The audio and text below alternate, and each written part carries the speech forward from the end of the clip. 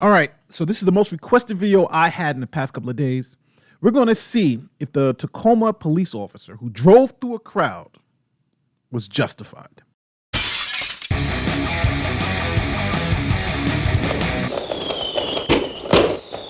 Hey, my name is Nate the Lawyer, and welcome to the Brody's Bunch, where you are the jury of today's content. Now, if it's your first time here, don't forget to like this video, share this video, and subscribe to the channel if you like what you hear. Now, for all you new people out there, let me explain how this usually goes. I lay out the facts, I explain the law, and you decide what the outcome is going to be. In this case, whether the officer is justified or whether they are not justified. Now, to accomplish that goal, we look at the federal standard for use of force that applies to all law enforcement across the country. Now, as always, first we start with the law. Now, since we're starting with the law, we have to start with this preeminent case in use of force in the United States. And that case is called Graham v. Connor. Now, all officers across the country who use force will be judged by the standards set out in the Supreme Court precedent. Now, in this case, the court requires that the use of force by an officer be judged by what's known as the objectively reasonable standard. And that standard simply asks, would a reasonable officer facing the same set of circumstances in the same situation with the same knowledge that this officer has at the scene, without the benefit of 20/20 hindsight, would that reasonable officer have acted in a similar way?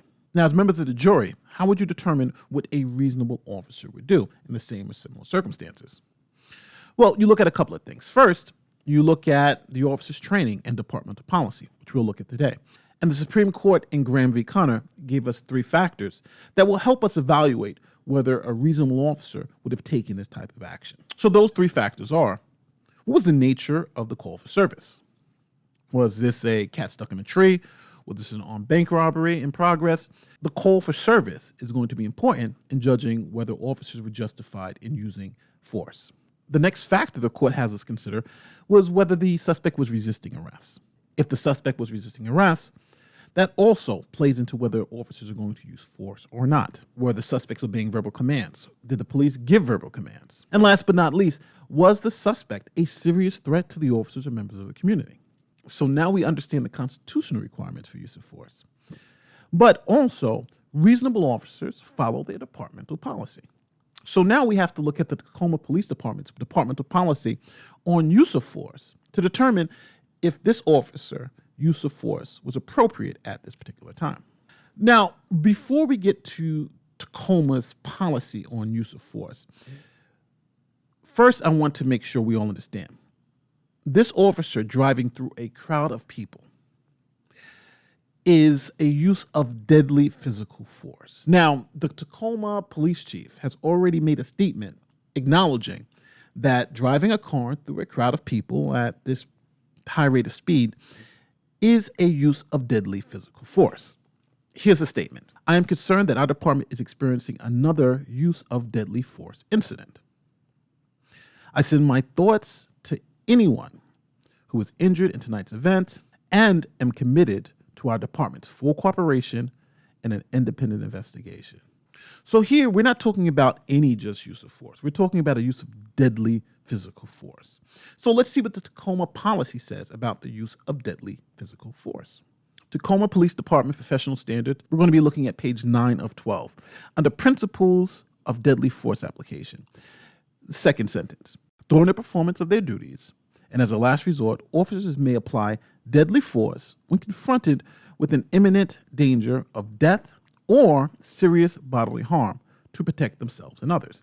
Now, as you can see, their policy really mimics the federal standard. So now let's evaluate this case with the information that we have now based on the standards from both Graham v. Connor and from the Tacoma Police Department. So now it's important for us to remember, as we look through these facts, as we look through these videos, we have to look at this as a reasonable officer facing the same set of circumstances with the information that this officer had, and determine if a reasonable officer would have acted in this same way. So first, we'll start with the first factor from the Graham court, and that's the 911 call. What was the call for service? Well, here it seems just to be street racing.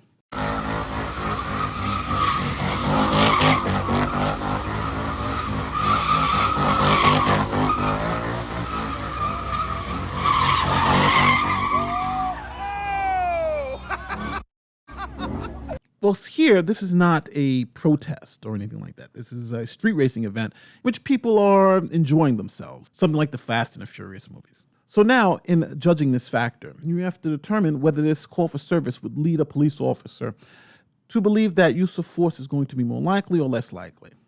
This is one of the factors that you're going to use to determine whether this officer's use of force is reasonable. Sorry for the break in your action, but this video is going to be demonetized. And the reason why it's going to be demonetized is because I'm showing you police violence and the law behind police violence. And I'm not able to do that unless I show you the actual incident. So this video obviously is going to have to be rated 18 and older.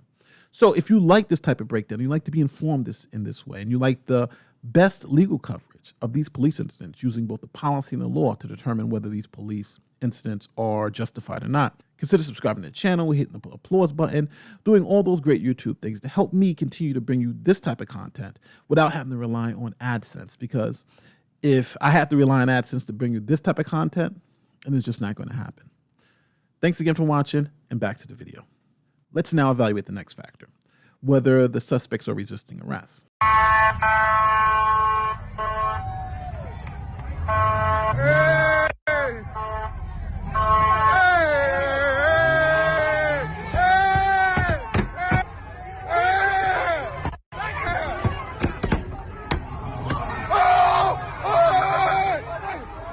Well, here in the video, you see officers just pulling up to the scene.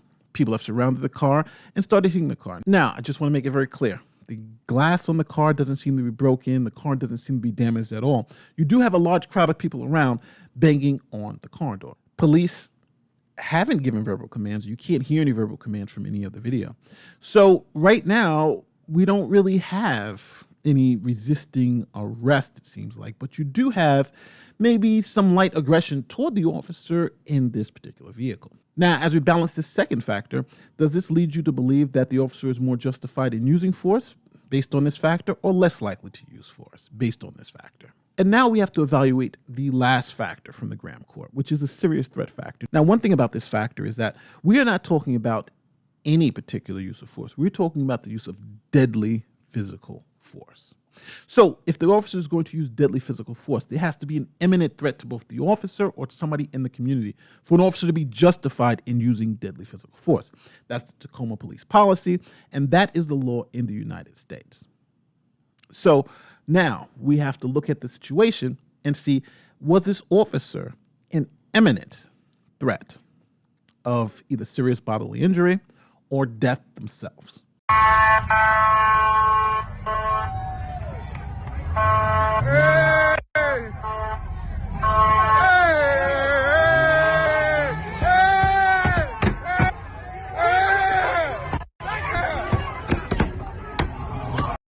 Now, I've stopped the video here because these are the moments right before this officer employs deadly physical force. Just like if this officer pulled out his gun and started shooting in the crowd. This officer is about to imply deadly physical force, and it's your job to determine whether that deadly physical force is appropriate from what you've just seen now. Let's continue on with the video.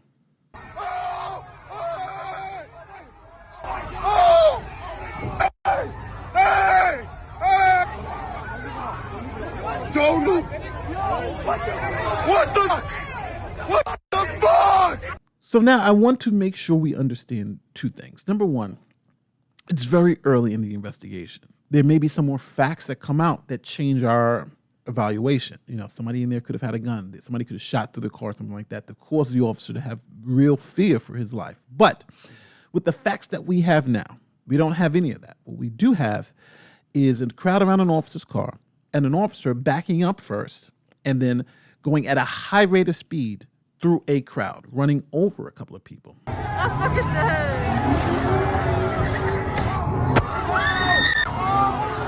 Again, this was a use of deadly physical force. Now, to be justified in that use of deadly physical force, this officer's fear had to be objectively reasonable.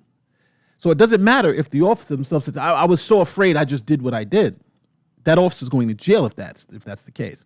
It's about whether a reasonable officer in that same situation would have acted the same way, would have understood the threat to be so imminent, so grave, that as a last resort, as the Tacoma Police Department's policy says, this officer gunned it. This officer applied deadly physical force. So now that you've known the policy, you know the law, and you've seen the situation, you now are going to have to decide whether a reasonable officer would have done this particular act. First, the officer is in a vehicle. Windows are up, doors are locked, nobody's getting in that vehicle. So the officer has some protection. Now, the glass on the vehicle hasn't been broken, so even though people are around the vehicle slamming on the vehicle, I think we have to take into account whether there was any damage to the vehicle. Was there anything that'll cause an officer to feel that their life is in grave danger and that they are justified in using deadly physical force to stop that threat? The second thing is that what are the alternative means that this officer could have used to get out the situation? Gunning the SUV through a crowd may be one way of dealing with that. Would a reasonable officer gun the gas and just go through the crowd? Or would they go at a slower rate of speed so the crowd can move as they go? Now, I'm going to say it. I've been involved in situations like this where you have large crowds around you and you're in a vehicle. And I've never gunned it when people are slapping on the car door. What we do is we drive very slowly and you can see the crowd in front of you part like almost the Red Sea. Why? Because I have a 2,000 or 3,000 pound vehicle moving forward, under, a couple of hundred horsepower.